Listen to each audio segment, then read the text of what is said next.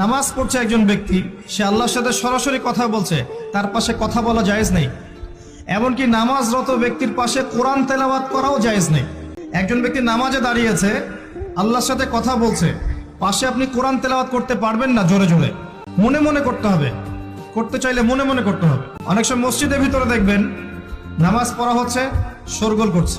নবী সাল্লাল্লাহু আলাইহি ওয়াসাল্লাম বলেছিলেন, আখিরুজ জামানে, তিরমিজিতে আছে হাদিসটা, আখিরুজ জামানে ইসলামের নামটুকু থাকবে, ইসলামের প্রকৃত বিষয়গুলো থাকবে না। কোরআনের মাসহাফ থাকবে, যে মাসহাফ, কোরআনের মাসহাফটা থাকবে, এর শিক্ষাগুলো থাকবে না। মসজিদগুলো হবে চাকচিক্যময়, কিন্তু মসজিদ হবে হেদায়েত শূন্য। আর চতুর্থ লাইনটা আরো ভয়ঙ্কর।